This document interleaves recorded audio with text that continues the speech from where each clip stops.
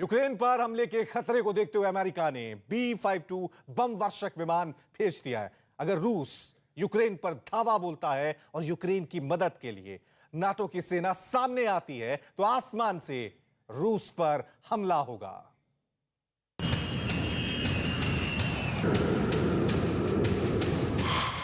America के इस महाबली की गर्जना दुश्मन की सेना में खौफ भर देती है।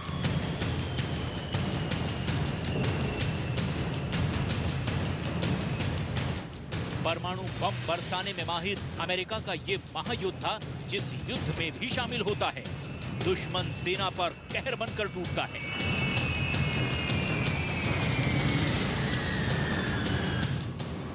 ये बम वर्षक विमान जहां भी उड़ान भरता है, 14,000 किलोमीटर से भी ज्यादा दूरी तक आसमान में कर्फ्यू लगा देता है।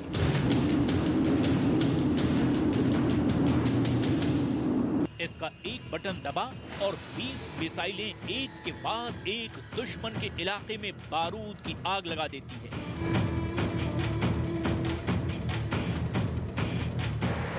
इसका एक बटन दबा और 20 मिसाइलें एक के बाद एक दुश्मन के इलाके में बारूदी आग भड़का देती है।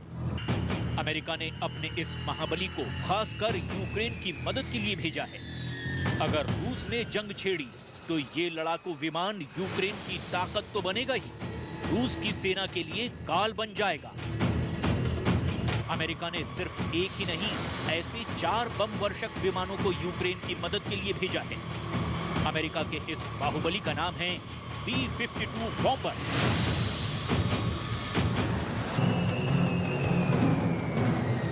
Экипажами Су-30СМ Российской Федерации, в ходе которого были отработаны тактические приемы, а также взаимодействие между экипажами. इसीलिए अपने B-52 बॉम्बर को ब्रिटेन में तैनात कर दिया है। ऐसे में अगर रूस यूक्रेन पर धावा बोलता है तो यूक्रेन की मदद के लिए नाटो की सेना सामने आती है। तो आसमान में एक तरफ रूस की Su-35 गरजेंगे तो वहीं यूक्रेन की ओर से अमेरिका का B-52 मोर्चा संभालेगा। और जंग पर नजर रखने वाले लोगों की सबसे बड़ी चिंता इसी मुकाबले को लेकर है, क्योंकि रूस का Su-35 और अमेरिका का B-52 दोनों ही परमाणु बम गिराने में सक्षम हैं।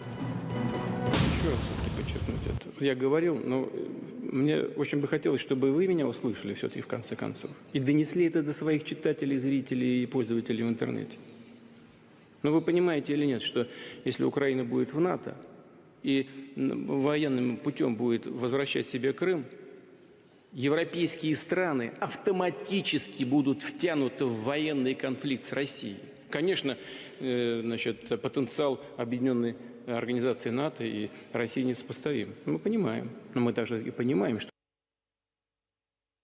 वहीं रूस और यूक्रेन संकट के चलते कच्चे तेल की कीमतें पिछले करीब 8 साल के सबसे ऊंचे स्तर पर पहुंच गई हैं, जिसका असर सीधा पेट्रोल और डीजल की कीमतों पर पड़ सकता है। अंतर्राष्ट्रीय बाजार में कच्चे तेल की कीमतें $96 प्रति बैरल से ज्यादा पहुंच चुकी हैं।